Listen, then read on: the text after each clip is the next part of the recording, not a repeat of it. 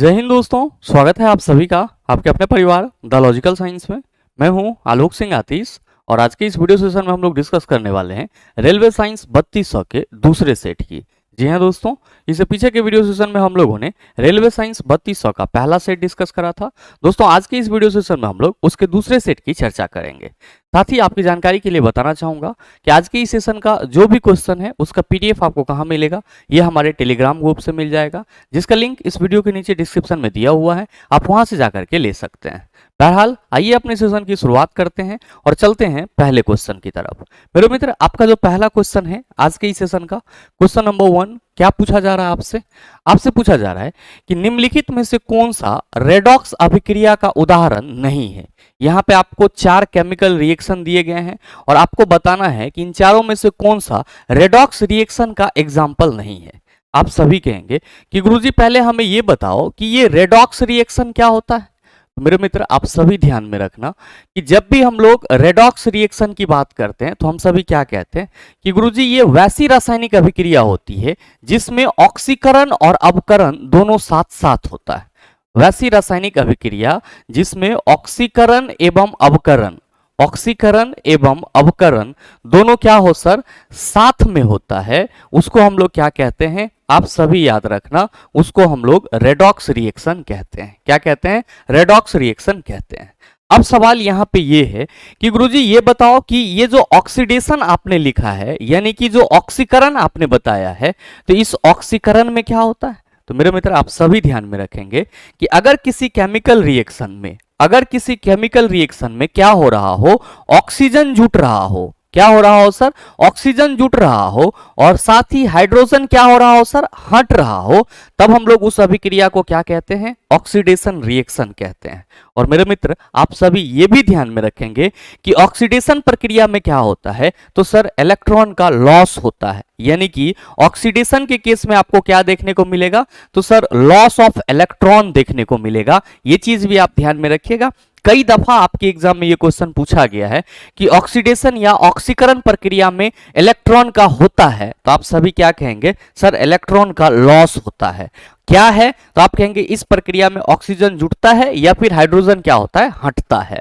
Next, अगर हम लोग बात करें रिडक्शन रिएक्शन की, अगर हम लोग बात करें किसकी, रिडक्शन रिएक्शन की, तो आप सभी ध्यान में रखना कि इसमें हाइड्रोजन क्या होगा, जुटेगा, जबकि ऑक्सीजन क्या होगा, हटेगा। और मेरे मित्र, आप सभी ध्यान में रखेंगे कि इलेक्ट्रॉन के बेस पे क्या कहेंगे, तो रिडक्शन के प्रोसेस में क्या होता है, तो सर गेन ऑफ इलेक्ट्रॉन होता है। और आपके कई एग्जाम में ये सवाल भी पूछा गया है कि अवकरण के केस में इलेक्ट्रॉन का क्या होता है, तो आप सभी कहेंगे अवकरण के केस में इलेक्ट्रॉन की वृद्धि होती है, जबकि ऑक्सीकरण के केस में इलेक्ट्रॉन की क्या होती है, तो सर कमी होती है। अब यहां पे हम लोग ऑक्सीजन जुटने और हाइड्रोजन हटने और हाइड्रोजन जुटने और ऑक्सीजन हटने के बेस पे इन सभी केमिकल रिएक्शन को पहचान सकते हैं। आप थोड़ा सा गौर फरमाइएगा अपने पहले रिएक्शन पे। मेरे मित्र, यहां पे अभिक्रिया जिंक ऑक्साइड और कार्बन के बीच कराई जा रही है, जिसमें प्रोडक्ट के रूप में आपको क्या मिल रहा है, जिंक मिल रहा है और कार्बन मोनोऑक्साइड मिल रहा है। क्या देख रहे हैं आप देख रहे हैं कि सर जिंक ऑक्साइड से ऑक्सीजन जो है वो निकल के कार्बन के साथ जुट जा रहा है। तो यहां पे कहीं ना कहीं ऑक्सीजन हट रहा है और किसी दूसरे के साथ जुट रहा है। तो आप सभी क्या कहेंगे कि गुरुजी ये तो रेडॉक्स रिएक्शन है। क्यों? क्योंकि आपने अभी जस्ट बताया कि रेडॉक्स रिएक्शन में ऑक्सीकरण और अवकरण क्या होता है, साथ साथ होता है। और ऑक्सीकरण और अवकरण यहां पे दोनों मैंने आपको क्लियर कर दिया है। तो आप कहेंगे सर यहां पे तो दोनों साथ साथ हो रहा है। नेक्स्ट देखिएगा कि मैग्नीज ऑक्साइड जब HCl के साथ अभिक्रिया कर रही है तब मैग्नीज क्लोराइड वाटर और क्लोरीन गैस बना रही है। और मेरे मित्र, यहां पे भी आप सभी क्या देख रहे हैं, आप सभी देख रहे हैं कि मैग्नीज ऑक्साइड से ऑक्सीजन निकल रहा है। सर ये किसके साथ जुट रहा है, तो सर हाइड्रोजन के साथ जुट करके वाटर बना ले रहा है। मतलब यहां पे भी ऑक्सीजन के निकलने और हाइड्रोजन के जुटने का खेल बेल हो रहा है। मतलब साफ है कि ये भी क्या होगा हमारा, आप कहिएगा गुरुजी ये तो हमारा रेडॉक्स रिएक्शन हो जाएगा। नेक्स्ट, यहां पे सोडियम के साथ सीधे सीधे ऑक्सीजन जुट रहा है, तो ऑक्सीजन का जुटना ऑक्सीडेशन है। आप कहेंगे सर ये सिर्फ और सिर्फ ऑक्सीडेशन अभिक्रिया होगा। क्या होगा सर, ऑक्सीडेशन अभिक्रिया होगा। क्यों? क्योंकि यहां पे सोडियम के साथ सीधे ऑक्सीजन जुट जा रहा है। लेकिन यहां पे आपसे ये पूछा जा रहा है कि रेडॉक्स अभिक्रिया का उदाहरण नहीं है, तो ऑक्सीडेशन ये वाला आपका ऑक्सीडेशन हो रहा है, बाकी के दोनों रेडॉक्स ऑक्सीडेशन और रिडक्शन दोनों साथ साथ हो रहे हैं। लेकिन अगर आप इस रिएक्शन पे गौर फरमाएंगे तो यहां पे सिल्वर नाइट्रेट सोडियम क्लोराइड के साथ जुट करके सिल्वर क्लोराइड और क्या बना रहा है सर, सोडियम नाइट्रेट बना रहा है। मेरे मित्र, आप सभी ने अगर डबल डिस्प्लेसमेंट रिएक्शन पढ़ा होगा तो ये चीज आपको जरूर याद होगा। आप क्या देखेंगे कि गुरुजी आपने बताया है कि किसी भी फॉर्मूला का पहला टर्म प्लस और दूसरा वाला टर्म माइनस होता है, यहां पे भी प्लस यहां पे भी माइनस। अब देखिए प्लस वाला किसके साथ जुड़ रहा है, माइनस के साथ, क्या बना ले रहा है सर, AgCl। अब यहां पे Na जो है वो इस माइनस के साथ जुट रहा है, क्या बना ले रहा है सर, सोडियम नाइट्रेट। यहां पे आयनों के विस्थापन के चलते अभिक्रिया हो रही है, और ये जो अभिक्रिया होगी इसको हम लोग क्या कहेंगे, डबल डिस्प्लेसमेंट रिएक्शन, यानी कि उभय विस्थापन अभिक्रिया। ये ना तो ऑक्सीडेशन अभिक्रिया का उदाहरण है, ना ही रिडक्शन का, ना ही रेडॉक्स का। तो आपसे जो क्वेश्चन करा जा रहा है कि निम्नलिखित में से कौन सा रेडॉक्स अभिक्रिया का उदाहरण नहीं है, तो आप सभी क्या कहेंगे कि सर जो ऑप्शन नंबर 4 है ये रेडॉक्स अभिक्रिया का उदाहरण नहीं है। तो सही आंसर क्या होगा, आप कहेंगे सर ऑप्शन नंबर बी हो जाएगा। तो मेरे ख्याल से इसमें कोई दिक्कत आपको नहीं हुई होगी। साथ ही मेरे मित्र आप सभी ध्यान में रखना कि यहां पे जो आपका सिल्वर क्लोराइड बन रहा है, इस सिल्वर क्लोराइड का क्या होता है सर, सफेद अवक्षेप प्राप्त होता है। तो इस रिएक्शन को हम लोग अवक्षेपण अभिक्रिया के रूप में भी क्या करते हैं, देखते हैं। नेक्स्ट देखेंगे सर क्वेश्चन नंबर 2, बड़ा ही सरल सा सवाल कि कार्बन के इलेक्ट्रॉनिक विन्यास में शामिल कोषों की कुल संख्या कितनी है, 3, 1, 4, 2। क्या होगा इसका आंसर मेरे मित्र। कार्बन के अगर हम लोग एटॉमिक नंबर की बात करेंगे तो क्या कहिएगा, आप कहेंगे 6। एटॉमिक मास कितना होता है गुरुजी 12।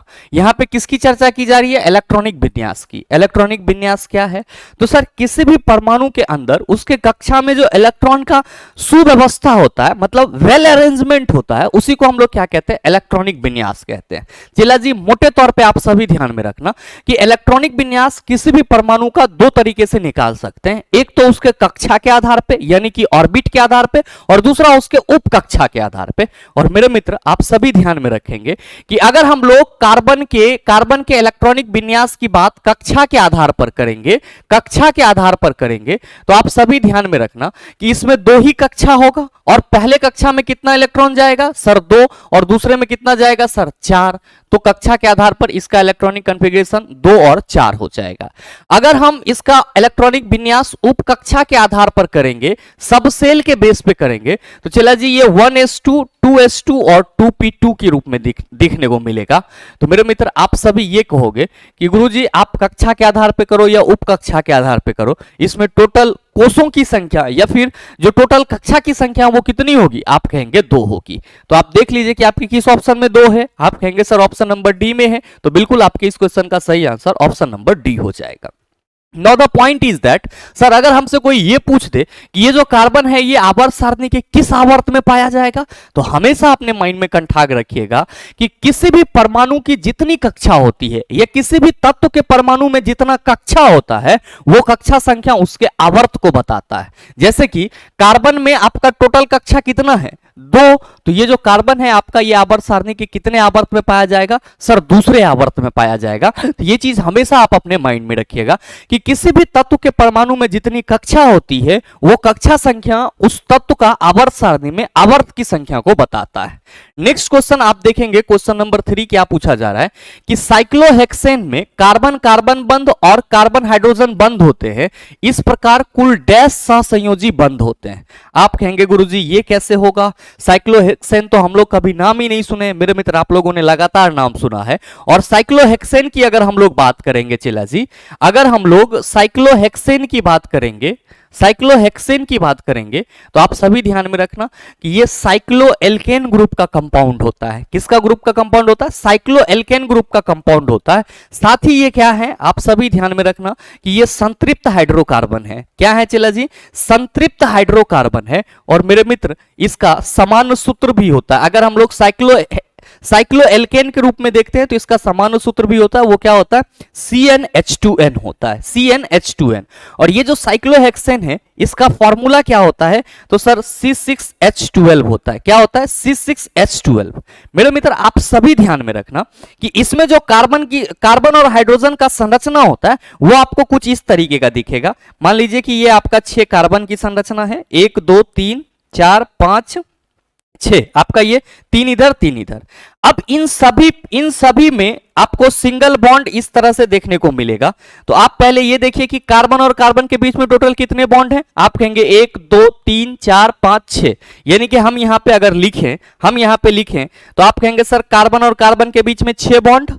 अब इस सभी कार्बन पे 2 हाइड्रोजन क्या होते हैं, सिंगल बॉन्ड के साथ जुटे होते हैं। इन सभी हाइड्रोजन पे इन सभी कार्बन पे 2 हाइड्रोजन सिंगल बॉन्ड में जुटे होते हैं। और अगर हम इसके 2 हाइड्रोजन की बात करें तो ये कुछ इस तरीके का होता है सर, ये कुछ इस तरीके का होता है। ये कुछ आपको इस तरीके का दिखेगा, यहां पे भी एक हाइड्रोजन, यहां पे भी एक हाइड्रोजन, यहां पे भी एक हाइड्रोजन, यहां भी एक हाइड्रोजन, यहां भी एक हाइड्रोजन और यहां भी एक हाइड्रोजन। मेरे मित्र अब आप यहां पे क्या देख रहे हैं, अब देख रहे हैं कि गुरुजी कार्बन और कार्बन के बीच में तो हमारा टोटल 6 बॉन्ड हो गया, लेकिन यहां पे प्रत्येक कार्बन और हाइड्रोजन के बीच में कितना है, तो सर 2 बॉन्ड है, मतलब 2 हाइड्रोजन जुटे हुए हैं तो 2 बॉन्ड है। और 6 के साथ ऐसा है तो आप क्या कहेंगे कि सर यहां पे कार्बन और हाइड्रोजन की बॉन्ड की संख्या कितनी है, 12, और टोटल कितना होगा, तो आप कहेंगे 6 गो कार्बन और कार्बन के बीच में बॉन्ड, और सर 12 गो कार्बन और हाइड्रोजन के बीच में बॉन्ड, तो टोटल कितना हो जाएगा, आप कहिएगा सर टोटल 18 हो जाएगा। तो चला जी आपसे जो सवाल करा जा रहा है कि साइक्लोहेक्सेन में डैश कार्बन कार्बन बंद होते हैं, आप कहिएगा 6 कार्बन कार्बन बंद होते हैं, 12 कार्बन और हाइड्रोजन बंद होते हैं, और इस प्रकार कुल कितने सहसंयोजी बंद होते हैं, 18। तो आप बताइए सही आंसर क्या हो जाएगा, आप कहेंगे 6 12 18, मतलब सही आंसर ऑप्शन नंबर डी हो जाएगा। कोई समस्या नहीं होना चाहिए। नेक्स्ट देखिएगा क्वेश्चन नंबर 4 क्या पूछा जा रहा है कि एक गोलीय दर्पण के ध्रुव और वक्रता केंद्र के बीच की दूरी इसकी फोकस दूरी के पदों में डैश के बराबर होती है। मेरे मित्र क्वेश्चन को फिर से समझिएगा, कहा जा रहा है कि गोलीय दर्पण के ध्रुव और वक्रता केंद्र के बीच की दूरी इसकी फोकस दूरी f के पदों में क्या होती है। मेरे मित्र अगर हम गोलीय दर्पण की संरचना की बात करते हैं तो आप सभी कहेंगे कि मान लीजिए सर यहां पे एक अवतल दर्पण ले लेते हैं, ये हमारा एक गोलीय दर्पण है। अब यहां पे क्या होगा, आप कहेंगे इसका मुख अक्ष होगा, ये वाला पॉइंट सर इसका ध्रुव कहलाएगा, और ये वाला पॉइंट इसका क्या कहलाएगा सर वक्रता केंद्र, और ये वाला पॉइंट क्या कहलाएगा सर मुख फोकस कहलाएगा। मेरे मित्र आपसे ये कहा जा रहा है कि गोलीय दर्पण के ध्रुव और वक्रता केंद्र के बीच की दूरी, तो ध्रुव ये है और वक्रता केंद्र ये है, इसके बीच की जो दूरी है वो फोकस दूरी f के पदों में क्या होगी। फोकस दूरी क्या होती है, तो सर P से लेकर के F तक की जो दूरी होती है उसको हम लोग फोकस दूरी कहते हैं। आप सभी ने याद करा है सर क्या कि सर गोलीय दर्पण की जो फोकस दूरी होती है ये वक्रता त्रिज्या की आधी होती है, यानी कि जो F इक्वल टू क्या होता है फॉर्मूला R/2 होता है। तो चला जी R इक्वल टू क्या हो जाएगा, आप कहेंगे सर 2F हो जाएगा। R क्या है, वक्रता त्रिज्या है, मतलब क्या हुआ कि सर P और C अगर वक्रता त्रिज्या है तो ये फोकस दूरी की क्या होगी, दोगुनी होगी। दोनों रिलेशन याद रखना है, F इक्वल टू R/2 और R इक्वल टू क्या होता है 2F। तो यहाँ पे जो ये वक्रता त्रिज्या है इसको पूछा जा रहा है कि फोकस दूरी f के पदों में क्या होगी, आप कहेंगे वक्रता त्रिज्या फोकस दूरी f के पदों में दोगुनी होगी, r इक्वल टू 2f। तो देख लीजिए किस ऑप्शन में है, आप कहेंगे सर ऑप्शन नंबर सी में है, तो बिल्कुल आपके इस क्वेश्चन का सही आंसर ऑप्शन नंबर सी हो जाएगा। मेरे ख्याल से क्वेश्चन को आप समझ पाए होंगे। आइए बात करते हैं अगले क्वेश्चन की। अगला क्वेश्चन, क्वेश्चन नंबर 5 क्या पूछा जा रहा है कि निम्नांकित चित्र में 3 प्रतिरोध R1, R2 और R3 का IV वोल्टेज और करंट ग्राफ दर्शाया गया है। दिए गए विकल्पों में से कौन सा R1, R2 और R3 के बीच सही संबंध को दर्शाता है। मेरे मित्र अब आप में से बहुत सारे मित्र ये दिमाग लगा लिए होंगे कि सर हम लोग जो दूरी समय ग्राफ पढ़ते हैं, चाल समय ग्राफ पढ़ते हैं, उसमें भी हमको कुछ इसी तरह का स्लोप दिखने को मिलता है, और हम लोग वहां पे क्या कहते हैं कि सर स्लोप जितना ज्यादा होगा चाल उतनी ज्यादा होगी। लेकिन मेरे मित्र ये कंसेप्ट यहाँ पे लागू नहीं होगा। हमेशा ध्यान में रखिएगा स्पेशल हिंट के रूप में, हमेशा ध्यान में रखिएगा स्पेशल हिंट के रूप में क्या कि वोल्टेज आई ग्राफ या फिर आप कह सकते हो धारा वोल्टेज ग्राफ में ढलान जितना ज्यादा होता है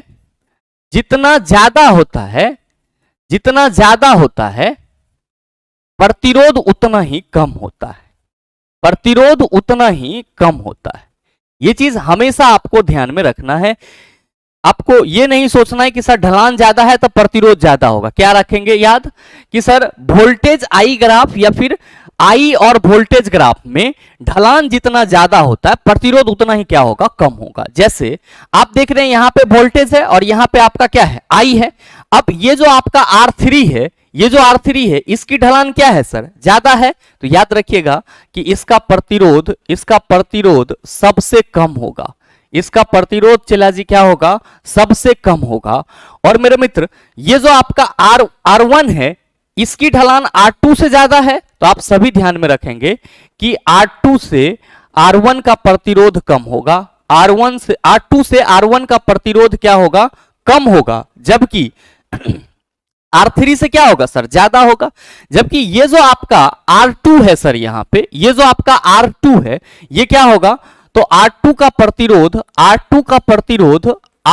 प्रतिरोध सबसे ज्यादा होगा। R2 का प्रतिरोध क्या होगा, सबसे ज्यादा होगा। काहे, तो आप कहेंगे सर आपने यहां पे स्पेशल हिंट दिया है कि वोल्टेज आई ग्राफ में ढलान जितना ज्यादा होता है प्रतिरोध उतना ही कम होता है, ढलान जितना कम होगा प्रतिरोध उतना ज्यादा होगा। तो R3 का ढलान ज्यादा है तो प्रतिरोध सबसे कम। R1 जो है उसका प्रतिरोध R2 से क्या होगा, कम होगा, जबकि R2 का प्रतिरोध सबसे ज्यादा होगा। मेरे मित्र आप सभी क्या कहेंगे कि सर अगर हम इसको सही क्रम में व्यवस्थित करने का सोचेंगे, अगर हम लोग इसको क्या करेंगे, सही क्रम में व्यवस्थित करने का सोचेंगे, तो हम सभी कहेंगे कि चूंकि R3 का प्रतिरोध सबसे कम है, R3 का प्रतिरोध क्या है सर, सबसे कम है, तो हम लोग यहां पे R3 को कुछ इस तरह से रिप्रेजेंट करेंगे। अच्छा R3 से ज्यादा किसका है, आप कहेंगे सर R3 से ज्यादा R1 का है, तो लीजिए R1 रख देते हैं। और R3 और R1 से ज्यादा किसका है, आप कहिएगा गुरुजी R2 का है। तो मेरे मित्र देख लीजिए कि ये वाला रिलेशन आपके किस ऑप्शन में है। आप कहेंगे कि गुरुजी ये सेम रिलेशन हमारे ऑप्शन नंबर डी में है, तो बिल्कुल आपके इस क्वेश्चन का सही आंसर ऑप्शन नंबर डी हो जाएगा कि R3, R1 और R2। ये जो साइन है, ये वाला जो आप कोना देख रहे हैं, ये जिधर रहता है ये कम को बताता है, और ये वाला भाग बड़ा आपको फैला हुआ नजर आ रहा है ये ज्यादा को बताता है। क्योंकि R3 की प्रतिरोध क्या है सर, सबसे कम, और इससे ज्यादा R1 का है, और सबसे ज्यादा किसका है, R2 का है। तो सही रिलेशन आपका यही बनेगा। मेरे मित्र एक और चीज आप सभी ध्यान में रखना कि जो आपका धारा और वोल्टेज ग्राफ का ढलान होता है वो किसको बताता है, तो सर चालकता को बताता है, कंडक्टेंस को बताता है। ये चीज भी आप स्टार मार्क दे करके लिख लेंगे क्या, कि VI ग्राफ का ढलान, VI ग्राफ का ढलान मतलब स्लोप, VI ग्राफ का ढलान स्लोप, कंडक्टेंस जिसको हम लोग क्या कहते हैं हिंदी में, चालकता, कंडक्टेंस को बताता है। और मेरे मित्र आप सभी ध्यान में रखना कि ये जो कंडक्टेंस है इसको हम लोग G से रिप्रेजेंट करते हैं, और G इक्वल टू हम लोग क्या लिखते हैं, 1/R। और आप सभी ये कह भी सकते हैं कि गुरुजी प्रतिरोध का व्युत्क्रम क्या कहलाता है, प्रतिरोध का व्युत्क्रम क्या कहलाता है, आप कहेंगे चालकता कहलाता है। मेरे ख्याल से क्वेश्चन को समझ पाए होंगे। नेक्स्ट क्वेश्चन देखिएगा सर, आप सबों के सामने है, बड़ा ही सरल सा क्वेश्चन कि दिए गए परिपथ में 4 ओम प्रतिरोध के टर्मिनलों के बीच विभव ज्ञात कीजिए। मेरे मित्र आप सभी से जब भी ऐसा क्वेश्चन पूछा जाए तो आप सभी अपने माइंड में हमेशा सेट करके रखना क्या, कि जब प्रतिरोध श्रेणी क्रम में जुड़ा हुआ हो, जब प्रतिरोध किस में जुड़ा हुआ हो, श्रेणी क्रम में जुड़ा हुआ हो, तो क्या होता है, तो सर इससे समान धारा प्रवाहित होती है। क्या होता है, समान धारा प्रवाहित होती है। और मेरे मित्र आप सभी ध्यान में रखना, आप सभी ध्यान में रखना कि सभी प्रतिरोध की विभवांतर अलग अलग होती है। सभी प्रतिरोध की यानी कि सभी आर की विभवांतर अलग अलग होती है, या विभव अलग अलग होती है, अलग अलग होती है। क्या ध्यान में रखेंगे चेला जी, आप सभी ध्यान में रखेंगे कि जब प्रतिरोध क्या हो, सीरीज कॉम्बिनेशन में जुटा हुआ हो, श्रेणी क्रम में जुटा हुआ हो, तो उससे क्या होगी, समान धारा प्रवाहित होगी, जबकि सभी प्रतिरोधों का विभवांतर क्या होगा, अलग अलग होगा। अगर प्रतिरोध आपका क्या हो, अगर प्रतिरोध आपका क्या हो सर, प्रतिरोध आपका जो है वो समांतर क्रम में जुटा हुआ हो, प्रतिरोध अगर आपका क्या हो सर, समांतर क्रम में जुटा हुआ हो, तो आप सभी ध्यान में रखना कि समांतर क्रम के केस में क्या होती है, तो सर धारा अलग अलग होती है, धारा अलग अलग होती है, हर एक प्रतिरोध से धारा अलग अलग होती है, जबकि सर जो विभवांतर होता है वो क्या होता है, समान होता है। विभवांतर क्या होता है, समान होता है। ये 2 पॉइंट आप सभी कंठाग्र करके रखेंगे कि जब श्रेणी क्रम में सारे प्रतिरोध जुड़े हुए रहते हैं तो उससे जो बहने वाली धारा होती है वो क्या होती है सर, समान होती है, जबकि सभी प्रतिरोध का विभवांतर या विभव अलग अलग होता है। जब प्रतिरोध श्रेणी समांतर क्रम में जुड़े हुए रहते हैं तब उनसे अलग अलग धारा बहती है, जबकि विभवांतर क्या होता है, समान होता है। आपसे क्वेश्चन करा जा रहा है कि दिए गए परिपथ में 4 ओम प्रतिरोध के टर्मिनलों के बीच विभव ज्ञात कीजिए। आपको मालूम है कि ये दोनों प्रतिरोध किस में जुड़े हुए हैं, तो सर श्रेणी क्रम में जुड़े हुए हैं। जाहिर सी बात है कि दोनों का विभव क्या होगा, अलग अलग होगा। मान लेते हैं चला जी इसका विभव क्या है V1 और इसका विभव क्या है, आप कहेंगे V2। तो आप इस 4 ओम का विभव कैसे निकालेंगे, आप कहेंगे सर पहले तो हमें यह पता करना होगा कि इस पूरे परिपथ से कितनी धारा बह रही है। आप सभी क्या कहेंगे, ओम का नियम लगाएंगे। क्यों, क्योंकि यहां पे 5 वोल्ट हमारा विभवांतर दिया हुआ है। मेरे मित्र श्रेणी क्रम में है तो आप हमें यह बताइए कि यहां पे इस पूरे परिपथ का टोटल प्रतिरोध कितना हो जाएगा। आप कहिएगा सर ये गुणों पूछने वाला बात है, 4 + 100 10 ओम हो जाएगा। मेरे मित्र इस पूरे परिपथ से चूंकि श्रेणी क्रम में जुड़े हुए हैं तो सर समान धारा बहेगी और यहां पे टोटल प्रतिरोध कितना है सर, 10 ओम। विभवांतर अगर हम बैटरी की बात करेंगे तो ये कितना है सर, 5 वोल्ट। तो क्या आप यहां से आई नहीं निकाल सकते हैं, आप कहेंगे बिल्कुल। आई इक्वल टू क्या होता है, V/R। मेरे मित्र V आपका 5 वोल्ट है, R कितना है सर 10, 5 एकम 5, 5 दूना 10, ये कितना हो गया सर 0.5 एम्पियर। यानी कि इस परिपथ से जो धारा बह रही है वो कितना बह रही है गुरुजी, 0.5 एम्पियर की धारा बह रही है। अब आपको आई मालूम है और ये प्रतिरोध 4 ओम है। अब इस 4 ओम वाले प्रतिरोध से अगर 0.5 एम्पियर की धारा बहेगी तो इसका विभवांतर क्या होगा, आप नहीं कहेंगे, आप कहेंगे सर आसानी से कहेंगे। हम लोग यहाँ पे V1 इक्वल टू क्या कह सकते हैं सर, IR कह सकते हैं। ध्यान दीजिएगा IR1 कहेंगे, क्यों, क्योंकि ये आपका R1 प्रतिरोध है और ये R2 प्रतिरोध है। तो आप कहिएगा कि सर I तो 0.5 हम निकाले हैं और R1 कितना है आपका 4 ओम। मेरे मित्र यहां से पॉइंट हटाइए, आप क्या कहिएगा कि सर जी 5 चौका 20/10, 10 दूना 20, यानी कि ओहो, यानी कि ये कितना आ जाएगा सर, ये आपका 2 वोल्ट आ जाएगा। तो देख लीजिए किस ऑप्शन में है, आप कहेंगे सर ऑप्शन नंबर सी में है। तो बिल्कुल आपके इस क्वेश्चन का सही आंसर ऑप्शन नंबर सी हो जाएगा। क्या हो जाएगा सर, ऑप्शन नंबर सी हो जाएगा। यानी कि जो 4 ओम का प्रतिरोध है इसका विभवांतर कितना होगा, आप कहेंगे सर 2 वोल्ट होगा। अब मेरे मित्र चूंकि धारा तो इनसे सभी से एक ही बहेगी और टोटल विभवांतर इसको 5 वोल्ट मिल रहा है, तो आप ये अंदाजा लगा सकते हो कि सर 5 वोल्ट है तो ये यहाँ पे 3 वोल्ट हो जाएगा। बिल्कुल आप कहेंगे कैलकुलेशन से कैसे निकालेंगे, चला जी V2 इक्वल टू आप फिर से IR2 ना कहिएगा, V2 इक्वल टू IR2। आपने I कितना निकाला है 0.5 और R2 आपका कितना है सर 6। यहां से पॉइंट हटाइए 10 आएगा, 6 5 30। आप सॉल्व करके देख लीजिएगा 3 वोल्ट ही आएगा। मेरे ख्याल से क्वेश्चन को समझ पाए होंगे। आइए बात करते हैं अगले क्वेश्चन की। अगला क्वेश्चन, क्वेश्चन नंबर 7, कि जब शुष्क बुझे हुए चूने का क्लोरीनीकरण होता है तो मुख्य उत्पाद के रूप में डैश बनेगा। मेरे मित्र हमेशा ध्यान में रखेंगे कि जब हम लोग कैल्शियम हाइड्रोक्साइड CaOH2 इसको क्या कहते हैं, शुष्क बुझा हुआ चूना कहते हैं। जब इसको हम लोग क्या करते हैं सर, क्लोरीन के साथ रिएक्ट करवाते हैं तब ये क्या फॉर्म करता है, CaOCl2 कैल्शियम ऑक्सीक्लोराइड फॉर्म करता है, जिसको हम लोग क्या कहते हैं ब्लीचिंग पाउडर। तो सही आंसर क्या हो जाएगा, ऑप्शन नंबर ए हो जाएगा। ध्यान में रखेंगे इसी ब्लीचिंग पाउडर का उपयोग हम लोग कीटाणुनाशक के रूप में करते हैं या फिर अलग अलग एजेंट के रूप में इसका इस्तेमाल करते हैं। और ये कैसे फॉर्म होता है, तो सर जब कैल्शियम हाइड्रोक्साइड क्लोरीन गैस के साथ रिएक्ट करती है तब फॉर्म होता है। नेक्स्ट है आपका एसिटिक अम्ल। मेरे मित्र इसका फॉर्मूला जो होता है वो क्या होता है, CH3COOH होता है और इसका इस्तेमाल हम लोग कहां पे करते हैं सर, सिरका के निर्माण में करते हैं। हाइड्रोक्लोरिक अम्ल इसका जो मॉलिक्यूलर फॉर्मूला ही ठीक है सर, अणुसूत्र HCl होता है, जिसको हम लोग क्या कहते हैं, हाइड्रोक्लोरिक एसिड कहते हैं। और याद रखिएगा ये ऐसा एसिड है जो आपके बॉडी में भी क्या होता है सर, प्रेजेंट रहता है। आपके आमाशय में क्या होता है सर, HCl का सेक्रेशन होता है। और मेरे मित्र बिना बुझा हुआ चूना कैल्शियम हाइड्रोक्साइड बुझा हुआ चूना आपका कैल्शियम हाइड्रोक्साइड हो जाएगा, बिना बुझा हुआ चूना सर कैल्शियम ऑक्साइड होगा, जिसको हम लोग क्या कहते हैं CaO। इसी को हम लोग कली चूना के नाम से भी जानते हैं। ये चीज भी आप अपने माइंड में रखिएगा।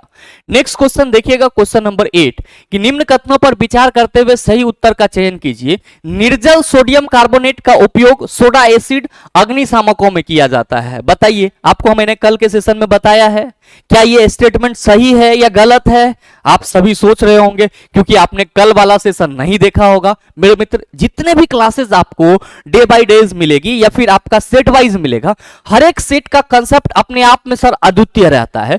तो अगर आप सारे चीजों को क्रम से देखेंगे तो आगे की चीजें आपके लिए आसान होती चली जाएगी और चीजें आपके माइंड में सर पूरी तरह से, जैसे स्ट्रॉन्ग रूम में सर सारी चीजें बैठ जाती है ना, उसी तरह से आपके माइंड में स्ट्रांगली बैठ जाएगी। मैंने आपको कल के सेशन में बताया था कि जब भी हम बात करते हैं सोडियम हाइड्रोजन कार्बोनेट NaCO3 की, तो इसको हम लोग क्या कहते हैं? आप कहेंगे सर इसी को हम लोग बेकिंग पाउडर कहते हैं, सॉरी बेकिंग सोडा कहते हैं।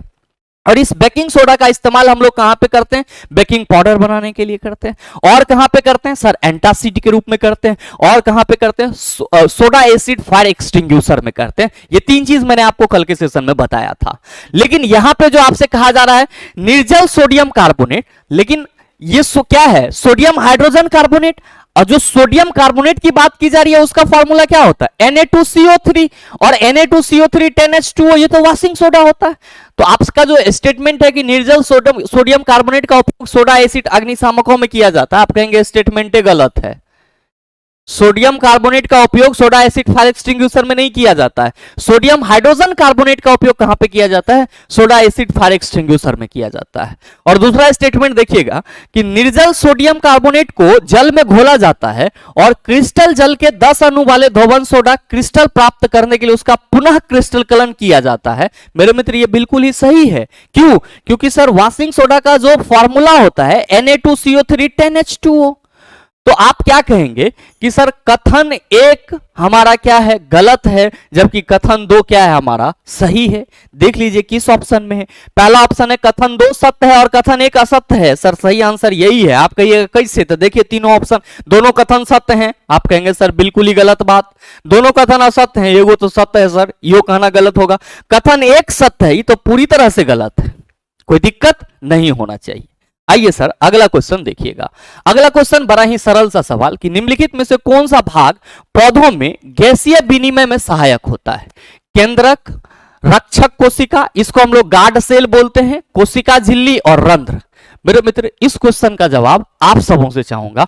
सही आंसर क्या होगा नीचे कमेंट करके जरूर बताना, आपके कमेंट का इंतजार रहेगा। बहरहाल बात करते हैं अगले क्वेश्चन की। क्वेश्चन नंबर 10, चुंबकीय क्षेत्र के अंदर स्थित धारावाही चालक पर लगने वाला बल ज्ञात करने के लिए प्रयुक्त फ्लेमिंग के बाएं हाथ के नियम के अनुसार अंगूठा और तर्जनी क्रमशः डैश और डैश की दिशाओं को निरूपित करते हैं।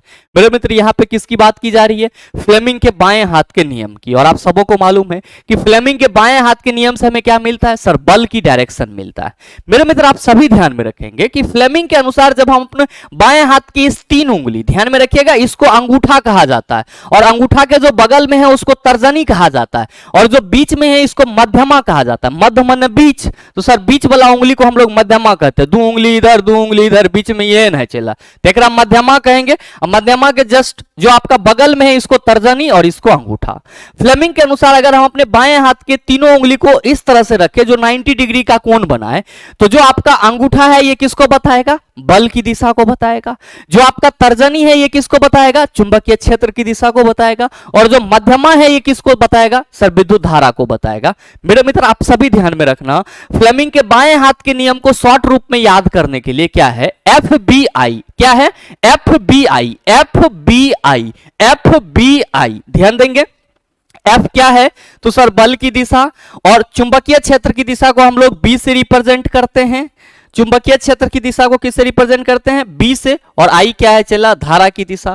तो जो आपसे सवाल करा जा रहा है कि चुंबकीय क्षेत्र के अंदर स्थित धारावाही चालक पर लगने वाला बल ज्ञात करने के लिए प्रयुक्त फ्लेमिंग के बाएं हाथ के नियम के अनुसार अंगूठा और तर्जनी क्रमशः डैश की दिशाओं को निरूपित करता है। सिर्फ अंगूठा और तर्जनी की बात की जा रही है, तो आप कहेंगे अंगूठा, अंगूठा बल की दिशा, और जो आपका तर्जनी है ये किसको बताएगा? आप कहेंगे सर चुंबकीय क्षेत्र की दिशा। तो सही आंसर क्या होगा? आप कहेंगे सर ऑप्शन नंबर ए में ही दिया हुआ है। तो आपकी इस क्वेश्चन का सही आंसर ऑप्शन नंबर ए हो जाएगा। नेक्स्ट क्वेश्चन देखिएगा सर, क्वेश्चन नंबर 11, बड़ा ही सरल सा सवाल कि वृक्कों में मूत्र के निर्माण में शामिल दी गई 3 प्रक्रियाओं का सही अनुक्रम निम्न में से किस विकल्प में दिया गया?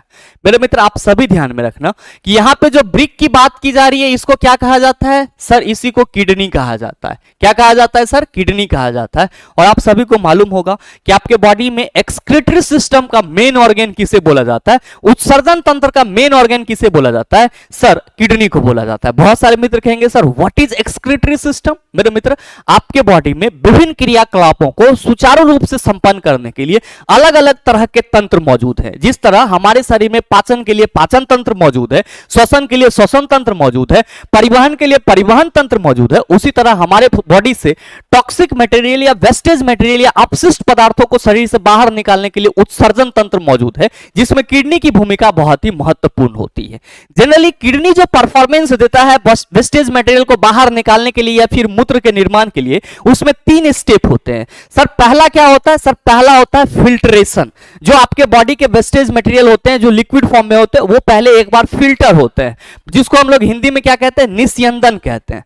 अब मेरे मित्र, फिल्टर होने के बाद जब वो ट्यूब से पास करती है, जिसको हम लोग ट्यूबुलर रीअब्जॉर्प्शन के नाम से जानते हैं, जब उससे वो पास करती है तो उसमें जो कुछ उपयोगी पदार्थ होते हैं उसको उस नलिका के द्वारा अवशोषित कर लिया जाता है, और फिर मेरे मित्र जो भी वेस्टेज मटेरियल होते हैं उसको शरीर से बाहर निकाल दिया जाता है।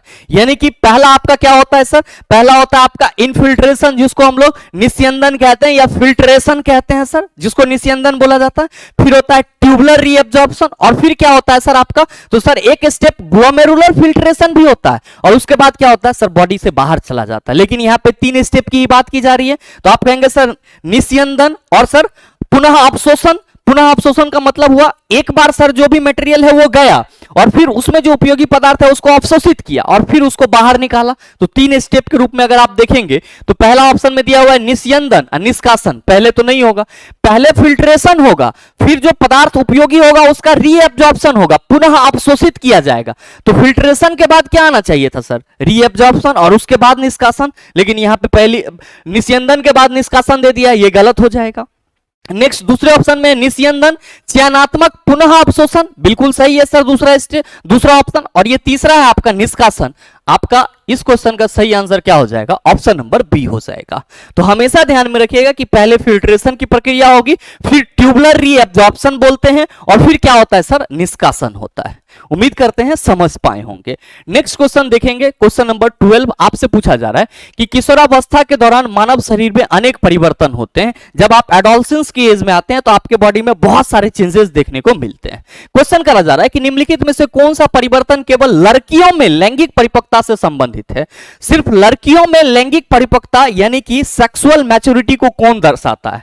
पहला ऑप्शन है उनकी दिखावट के प्रति सचेतता, बिल्कुल नहीं होगा। शरीर के विभिन्न हिस्सों पर बाल का बढ़ना, सर ये आपका सेकेंडरी सेक्सुअल कैरेक्टर्स में आ जाता है। तीसरा है सर स्तन ग्रंथियों की वृद्धि। आपकी इस क्वेश्चन का सही आंसर ऑप्शन नंबर सी है। स्तन ग्रंथियों की वृद्धि केवल लड़कियों में लैंगिक परिपक्वता को दर्शाती है, यानी कि रिप्रोडक्शन मैच्योरिटी को दर्शाती है। और मुहासे युक्त तैलीय त्वचा होना ये सर सबको होता है, बॉयज हो या फिर गर्ल्स हो, ये सबको होता है। मेरे मित्र यहां पे एक महत्वपूर्ण चीज आप सभी ध्यान में रखेंगे कि मेल के बॉडी से सिर्फ और सिर्फ टेस्टोस्टेरोन हार्मोन निकलता है या टेस्टोस्टेरोन हार्मोन का स्राव होता है, लेकिन फीमेल के बॉडी से मुख्यतः 3 प्रकार के सेक्सुअल हार्मोन निकलते हैं। कौन कौन सा? तो पहला होता है आपका सर एस्ट्रोजन, दूसरा होता है आपका प्रोजेस्टेरोन और तीसरा कौन सा होता है सर? रिलैक्सिन। तो ये चीज ध्यान में रखना कि फीमेल के बॉडी से जो सेक्सुअल हार्मोन या आप कह सकते हो सर गोनेड्स हार्मोन या फिर रिप्रोडक्शन हार्मोन रिलीज होता है, उसमें 3 होते हैं। कौन कौन सा? तो आप सभी ध्यान में रखेंगे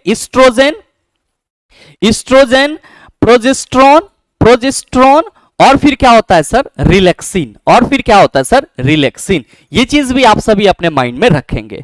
आइए बात करते हैं हम लोग सर अगले क्वेश्चन की।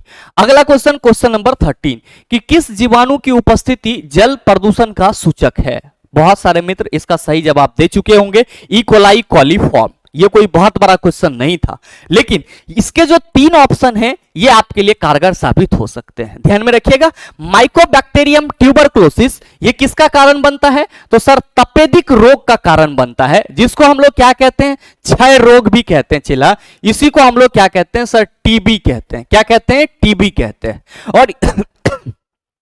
और ये जो विविरो कोलरा है सर ये किसका कारण बनता है? हैजा का कारण बनता है। और मेरे मित्र साल्मोनेला टाइफी जो है ये आपका किसका कारण बनता है? आप सभी याद रखना टाइफाइड का कारण बनता है। तो ये सर 4 बीमारी हैं, इसको आप सभी अपने माइंड में हमेशा याद रखेंगे कि ई कोलाई कॉलीफॉर्म किसके लिए होगा सर, तो सर जल प्रदूषक का सूचक, जबकि माइकोबैक्टीरियम ट्यूबरकुलोसिस तपेदिक या क्षय रोग का कारण बनेगा, विब्रो कोलरा हैजा का कारण बनेगा, और साल्मोनेला टाइफी टाइफाइड का कारण बनेगा। आइए अगला क्वेश्चन डिस्कस करते हैं। अगला क्वेश्चन, क्वेश्चन नंबर 14 कि इनमें से कौन विद्युत मोटर के आर्मेचर के भाग हैं? मृदु लोह कोर, कुंडली, चुंबक। ध्यान में रखिएगा कि आर्मेचर का पार्ट बोला जा रहा है। आपने कल देखा था मोटर की संरचना को, तो सर ये दोनों क्या होते हैं सर, तो सर पोल होते हैं और इसके बीच में क्या होता है सर, आर्मेचर लगा हुआ रहता है। यहां पे क्या होता है सर, तो सर स्प्लिट ब्रश होते हैं, सॉरी स्प्लिट आपका रिंग होता है, फिर कार्बन ब्रश होता है, और फिर ये सर्किट आपका किससे जुड़ा हुआ रहता है, तो सर जो हमारा बैटरी है या किसी अन्य जहां से हमको इलेक्ट्रिक करंट मिलते है उससे जुड़ा हुआ रहता है। मैंने आपको कल के सेशन में बताया था कि चेला जी आर्मेचर को ही क्या बोला जाता है, इसी को कुंडली भी बोला जाता है। क्या बोला जाता है, कुंडली भी बोला जाता है। ध्यान में रखिएगा कि जो कुंडली होता है वो क्या होता है, तो सर एक्चुअली ये सॉफ्ट लोहे के कोर पे क्या होता है सर, तार का फेरा होता है, तार इस तरह से लपेटा जाता है और फिर इसको क्या किया जाता है, तो सर इसको फिर से चुंबक के 2 ध्रुवों के बीच रख करके इसे विद्युत धारा प्रवाहित की जाती है, ताकि इसमें क्या हो सर, घूर्णन हो, ताकि क्या हो सर, घूर्णन हो और बल मिले, और इससे हमारा जो मैकेनिकल वर्क है वो परफॉर्म हो पाए। मतलब साफ है, जो आपसे क्वेश्चन करा जा रहा है कि इनमें से कौन विद्युत मोटर के आर्मेचर के भाग है, तो आर्मेचर यानी कि कुंडली बनाने के लिए हमें क्या चाहिए, चालक तार और मृदु लोहा चाहिए, क्योंकि सोलिनॉइड परिनालिका कब बनेगी, तो सर जब हमें मृदु लोहा होगा, सॉफ्ट आयरन का पीस होगा और उस पर तार का फेरा लपेटा जाएगा तब बनेगा। मतलब साफ है कि जो क्वेश्चन करा जा रहा है कि विद्युत मोटर के आर्मेचर का भाग है, आप कहेंगे सर जो ऑप्शन नंबर 1 में मृदु लोह कोर दिया हुआ है ये क्या है, तो सर विद्युत मोटर के आर्मेचर का भाग है, जबकि आर्मेचर को ही क्या कहा जाता है सर, कुंडली कहा जाता है। जबकि आर्मेचर का भाग पूछा जा रहा है, तो ये विद्युत मोटर का भाग चुंबक होगा, आर्मेचर का भाग चुंबक नहीं होगा। क्यों, क्योंकि सर ये जो आर्मेचर है, ये आर्मेचर तो चुंबक के बीच में रहता है। आर्मेचर कहां पे रहता है, चुंबक के बीच में। तो आप क्या कहेंगे कि सर केवल एक हमारा सही है, बिल्कुल आपके इस क्वेश्चन का सही आंसर ऑप्शन नंबर सी हो जाएगा। ध्यान दीजिएगा, यहां पे परेशान नहीं हो जाएगा कि सर ये आंसर है, वो मैंने आपको समझाने के क्रम में बताया है। नेक्स्ट क्वेश्चन देखेंगे सर, क्वेश्चन नंबर 15 कि मनुष्य के पाचन तंत्र में होने वाली कौन सी क्रिया गंदगी पर साबुन के पाइसीकरण की क्रिया के समान होती है। मेरे मित्र, जैसे ही पाइसीकरण की बात की गई, आप सबों के माइंड में आ गया होगा कि गुरुजी इसी को हम लोग इंग्लिश में इमल्सिफिकेशन, इसी को हम लोग इंग्लिश में इमल्सिफिकेशन ऑफ फैट कहते हैं। क्या कहते हैं, इमल्सिफिकेशन ऑफ फैट कहते हैं।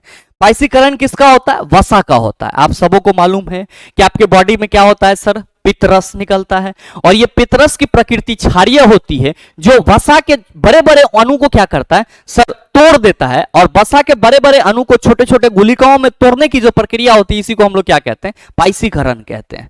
मेरे मित्र, जो सवाल करा जा रहा है कि मनुष्य के पाचन तंत्र में होने वाली कौन सी क्रिया गंदगी पर साबुन के पाइसीकरण की क्रिया के समान होता है, तो पहला ऑप्शन दिया हुआ है पित्तरस द्वारा क्षारीय माध्यम प्रदान किया जाता है। ये तो सही है, लेकिन इमल्सिफिकेशन के बारे में यहां पे एक्सप्लेनेशन नहीं है, तो सही आंसर नहीं होगा। पित्तरस एंजाइम द्वारा स्टार्च के पाचन में सहायता करता है, नहीं, ये सर सिर्फ क्षारीय माध्यम प्रदान करता है और साथ ही वसा का पाइसीकरण करता है। पित्तरस द्वारा अम्लीय माध्यम प्रदान किया जाता है, ये भी नहीं है सर, ये क्षारीय माध्यम प्रदान करता है। चौथा में दिया हुआ पित्त लवणों द्वारा बड़ी वसा गोलिकाओं को छोटी छोटी गोलिकाओं में विघटित किया जाता है, जिसको हम लोग क्या कहते हैं, वसा का पाइसीकरण। और सही आंसर क्या होगा, ऑप्शन नंबर डी हो जाएगा। नेक्स्ट क्वेश्चन देखते हैं सर, क्वेश्चन नंबर 16, बड़ा ही सरल सा सवाल कि निम्नांकित चित्र में आपतित किरण और निर्गत किरण को क्रमशः किसके द्वारा दर्शाया गया है। ये आपका एक प्रिज्म है, याद रखिएगा। प्रिज्म में जो प्रकाश की किरणें जाती है, प्रिज्म में जो प्रकाश की किरणें फॉल होती है सर, इसको हम लोग क्या कहते हैं सर, इसको हम लोग आपतित किरण कहते हैं। क्या कहते हैं, आपतित किरण कहते हैं। और चेला जी, ये जो किरण आपका यहाँ पे ऐसे गई है, मुड़ी है, इसको हम लोग क्या कहते हैं, अपवर्तित किरण कहते हैं। क्या कहते हैं सर, अपवर्तित किरण कहते हैं। और चेला जी, ये जो किरण बाहर निकल गई है, प्रिज्म से जो किरण बाहर निकल जाती है, उसको हम लोग क्या कहते हैं, आप सभी ध्यान में रखना, इसको हम लोग निर्गत किरण कहते हैं। क्या कहते हैं, निर्गत किरण। सवाल क्या करा जा रहा था, आपतित किरण और निर्गत किरण को क्रमशः किसके द्वारा दर्शाया गया। आपतित किरण ए बी और निर्गत किरण सी डी। देख लीजिए किस ऑप्शन में है, आप कहेंगे सर ऑप्शन नंबर सी में है। मेरे मित्र आप सभी ध्यान में रखना कि ये जो प्रिज्म है इसका बेसिकली हम लोग इस्तेमाल कहां पे कर रहे होते हैं, तो सर प्रकाश के वर्ण विक्षेपण के लिए कर रहे होते हैं। और इसमें कहीं से कोई शक नहीं है कि आप सबों को ये मालूम ना हो कि प्रकाश 7 रंगों का मिश्रण होता है और जब इसे किसी प्रिज्म से व्हाइट लाइट को गुजारा जाता है तो वो 7 रंग टूट जाते हैं। बस आपको ये चीज ध्यान में रखना है कि अगर किसी प्रिज्म से व्हाइट लाइट को प्रकाशित की जाती है और ये 7 रंग में जो टूट जाता है, तो सर जो 7 रंग होते हैं वो क्या होते हैं? विभगीयोर। क्या होते हैं सर? विभगीयोर। मेरे मित्र आप क्या देख रहे हैं कि सर ये जो आर है इसका मतलब रेड होता है और ये जो वी है ये क्या होता है सर? वायलेट होता है। आप सभी ध्यान में रखना कि प्रिज्म से जो वर्ण विक्षेपण की प्रक्रिया होती है उसमें जिस रंग का तरंग दैर्ध्य सबसे ज्यादा होता है उसका सर विक्षेपण बहुत ही कम होता है। जैसे आप लोगों ने पढ़ा होगा, आप सबों को याद भी होगा कि लाल रंग की तरंग दैर्ध्य क्या होती है? सबसे ज्यादा होती है। तो सर ये सबसे ऊपर होता है, इसका विक्षेपण ज्यादा नहीं होता है। जिसकी तरंग दैर्ध्य सबसे कम होगी वो प्रिज्म के आधार की ओर ज्यादा मुड़ेगी, यानी कि वो ज्यादा विक्षेपित होगी। जो वायलेट है सर इसकी तरंग दैर्ध्य क्या होती है? सबसे कम होती है। दैट्स व्हाई ये प्रिज्म के आधार की ओर सबसे ज्यादा झुकी हुई रहती है। तो ये चीज आप सभी ध्यान में रखना कि जिस रंग का तरंग दैर्ध्य सबसे ज्यादा होता है उसका विक्षेपण कम होता है और जिस रंग की तरंग दैर्ध्य क्या होती है सर? कम होती है, उसका विक्षेपण क्या होता है? सबसे ज्यादा होता है। ये आपके लिए एक की पॉइंट हो जाता है। नेक्स्ट क्वेश्चन देखेंगे सर, क्वेश्चन नंबर 17। क्या कहा जा रहा है कि निम्न में से किस तत्व के आणविक रूप में परमाणु की संख्या अधिकतम होती है? मेरे मित्र आप सभी ध्यान में रखना, यहां पे तत्व के आणविक रूप की बात की जा रही है। जब 2 या 2 से अधिक परमाणु आपस में जुड़ते हैं तब हम लोग उसको क्या कहते हैं सर? अणु कहते हैं। और मेरे मित्र अणु जब भी फॉर्म होगा तो हमें क्या चाहिए? 2 या 2 से अधिक परमाणु चाहिए।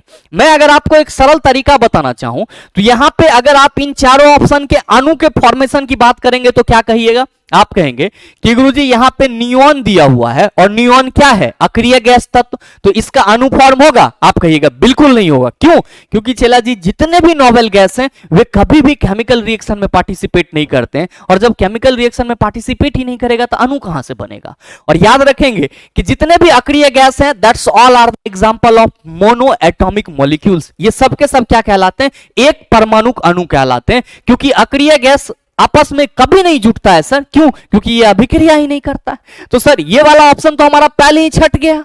मेरे मित्र आपने जब भी सल्फर को डिस्कस किया होगा तो आप क्या कहते हैं कि सर सल्फर का एक बड़ा मॉलिक्यूल्स होता है जिसको हम लोग S8 के रूप में देखते हैं और इसको क्या कहा जाता है सर?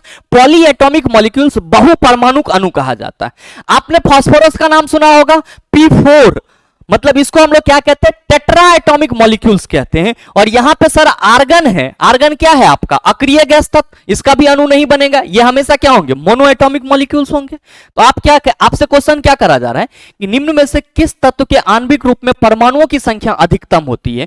आप कहेंगे सर नियॉन और आर्गन का तो कोई आणविक रूप होगा नहीं। अब यहां पे सल्फर और फास्फोरस बच गया। इसमें हम देख रहे हैं कि सल्फर में परमाणु की संख्या 8 है जबकि फास्फोरस में परमाणु की संख्या 4 है। तो आप बताओ चला सही आंसर क्या होगा? आप कहिएगा सर परमाणुओं की संख्या अधिकतम पूछी जा रही है। सही आंसर ऑप्शन नंबर बी हो जाएगा। नेक्स्ट क्वेश्चन देखिएगा, क्वेश्चन नंबर 18 किन कारकों ने वैज्ञानिकों को तत्वों के वर्गीकरण की ओर अग्रसर किया? तत्वों के संश्लेषण की विभिन्न विधियां, तत्वों के विभिन्न स्रोत, तत्वों के विभिन्न गुण। मेरे मित्र जब केमिस्ट्री की शुरुआत हुई थी, साइंस बहुत ज्यादा डेवलप नहीं था, तो जो उस समय के एल्केमिस्ट लोग थे उनका अलग अलग परसेप्शन था तत्वों के बारे में। अब उस समय कुछ तत्व का स्रोत भी अलग अलग था और कुछ तत्व का प्रॉपर्टीज भी अलग अलग था। तो वैज्ञानिक को यह पता नहीं चल पा रहा था कि आखिर वो किसी भी एलिमेंट के लिए अगर कुछ प्रॉपर्टीज लिखे तो क्या लिखे। चूंकि उस समय तत्वों की संश्लेषण की विभिन्न विधियां थी, विभिन्न स्रोत थे, विभिन्न गुण थे, तो इन सभी को उन्होंने मेन पॉइंट मानते हुए क्या करा था? तो सर आवर्त सारणी बनाने का काम करा था। तो जो क्वेश्चन करा जा रहा है कि किन कारकों ने वैज्ञानिकों को तत्वों के वर्गीकरण की ओर अग्रसर किया, तो ये तीनों मेन कारण है सर कि तत्वों के संश्लेषण की विभिन्न विधियां, तत्वों के विभिन्न स्रोत, तत्वों के विभिन्न गुण। तो सही आंसर क्या होगा? ऑप्शन नंबर ए हो जाएगा। मेरे मित्र आप सभी ध्यान में रखना, अगर आपसे कोई ये पूछ दे कि सबसे पहले आवर्त सारणी किसने बनाई, तो आप सभी यहां पे घबराएंगे नहीं, डॉबरेनर और न्यूलैंड का नाम नहीं लेंगे। इसके पीछे भी एक राज है। क्या राज है? डॉबरेनर और न्यूलैंड से पहले भी सर 2-4 वैज्ञानिक आए थे, जिसमें लॉथर मेयर थे और साथ में आपका लववाजे भी थे। लोगों ने धातु और अधातु के आधार पर तत्वों को बांटने का प्रयास करा, वैलेंसी के आधार पर बांटने का प्रयास करा, लेकिन सब चीज विफल हो रहा था।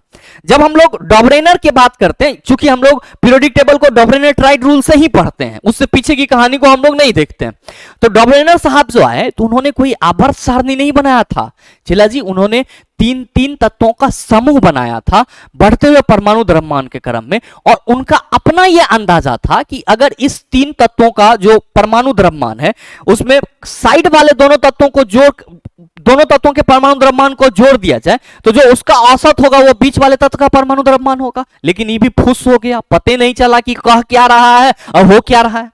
तब आए न्यूलैंड, उस समय सारेगा मापा पदनीसा, ये आपका 8वां टर्म जो है वो रिलेट करता है पहला टर्म से। न्यूलैंड बाबा इसी पे अपना एक नियम बना दिया जिसको न्यूलैंड का ऑक्टेव रूल कहा जाता है। तो न्यूलैंड ने यहां पे पीरियोडिक टेबल नहीं बनाया, सिर्फ नियम बनाया कि तत्वों को अगर 1 से लेकर के 8 तक बढ़ते हुए तत्वों को परमाणु द्रव्यमान के क्रम में सजाया जाए तो प्रत्येक 8वें तत्व का गुण पहले से मैच करेगा। इसके लिए वो कोई टेबल नहीं बनाया, कोई चार्ट नहीं बनाया। कौन आए फिर? सब जब न्यूलैंड भी फेल हो गए क्योंकि भारी तत्व कैल्शियम के आगे तो इनका नियम लागू ही नहीं हो रहा था, तो मेंडलीफ आए, बोले अब चलो तुम लोगों से नहीं होने वाला, अब हम करके देखते हैं। क्या हुआ?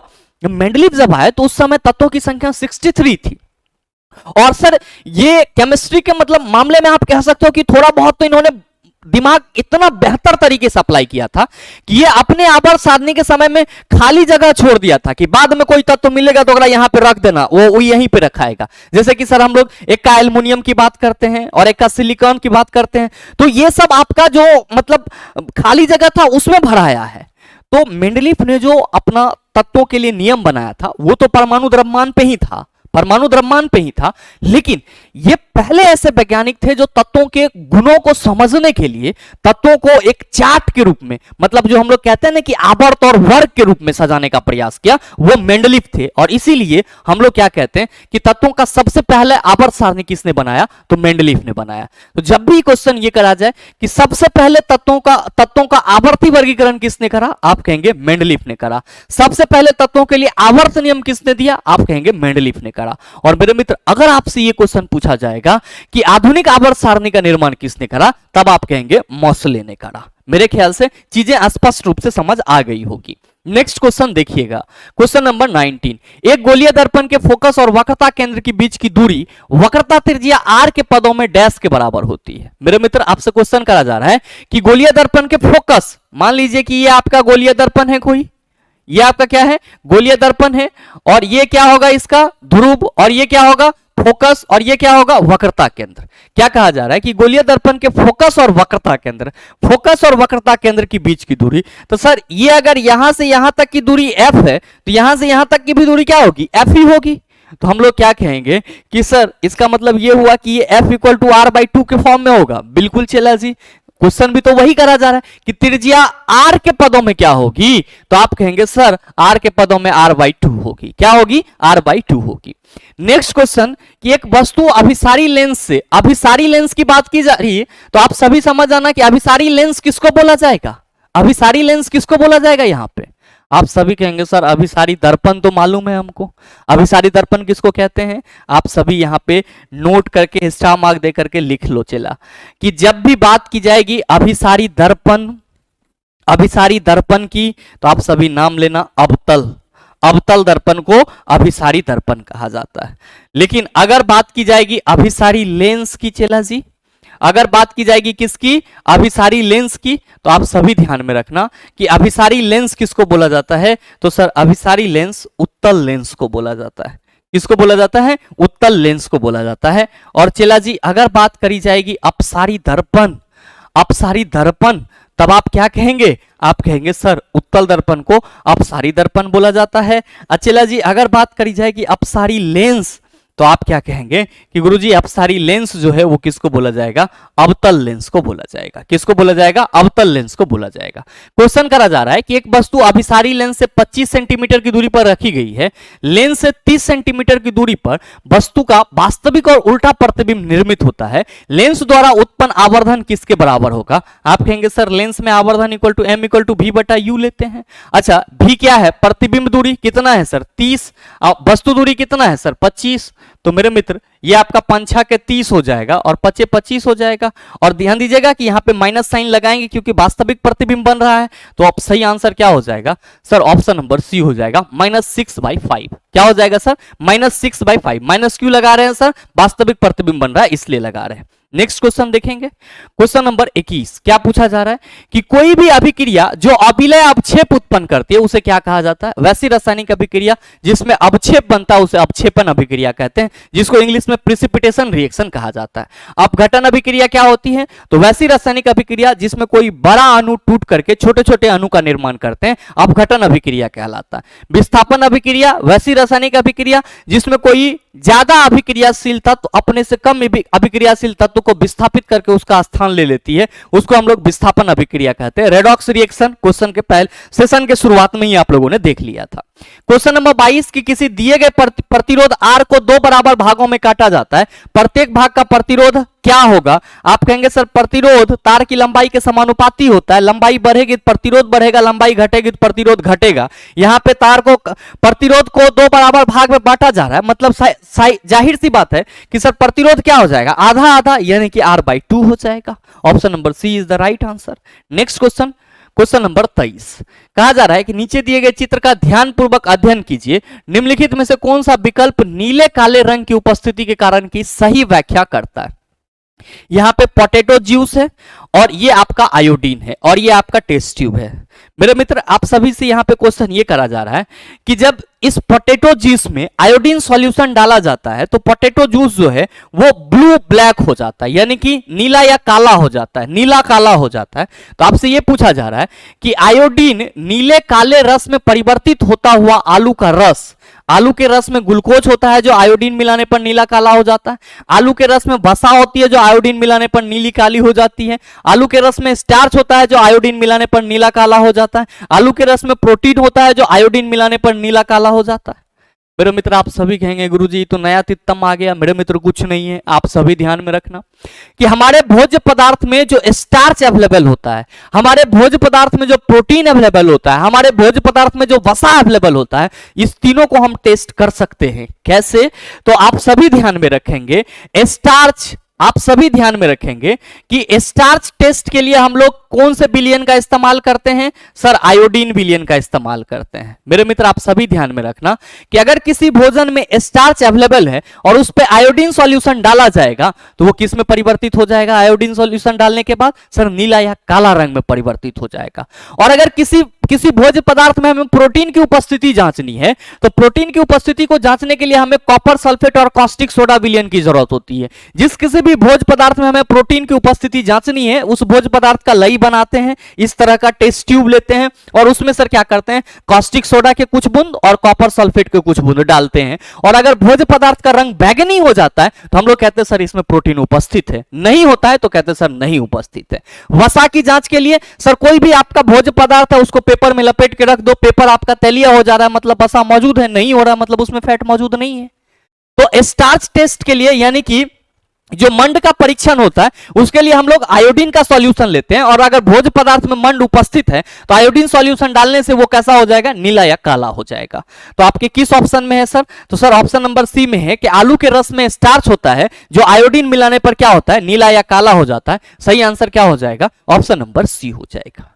मेरे मित्र आपके रेलवे साइंस 3200 के दूसरे सेट में टोटल 23 क्वेश्चन था जिसको आप सभी ने बड़े ही शालीनता से डिस्कस कर लिया है और मेरे ख्याल से सभी क्वेश्चन को आप आसानी से समझ पाए होंगे।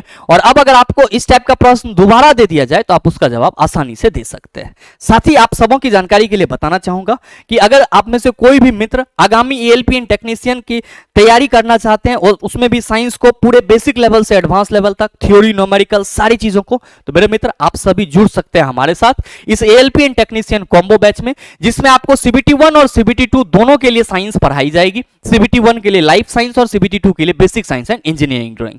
अभी ये बैचेस जो हैं वो ऑफर में चल रहे हैं सर, इस वीक तक आपका ऑफर में चलेगा क्योंकि आप में से लगातार मित्रों का डिमांड था कि गुरुजी बैच में ऑफर दो, बैच में ऑफर दो, तो मैंने लगा दिया है। ये बैच अभी आपको 349 का मिल रहा है जिसमें recorded classes, theory plus numerical, chapter wise PDF और PY की ई बुक आपको मिलेंगे। और अगर आपको किसी भी तरह की सहायता चाहिए तो आप हमारे दिए गए नंबर नंबर पे कॉल कर सकते हैं। साथ ही अगर आप साइंस को सभी एग्जाम के लिए पढ़ना चाहते हैं तो जो अपना एनसीईआरटी 6 से लेकर के 10 तक साइंस फाउंडेशन बैच है सर, इसमें भी आप जुड़ सकते हैं। इसका प्राइस अभी ऑफर में 299 है। इसमें आपको रिकॉर्डेड क्लासेस मिलेगी, theory plus numerical, chapter wise PDF और एनसीईआरटी एमसीक्यू ई बुक मिलेंगे, जो कि आपका एग्जाम्पलर सहित होगा।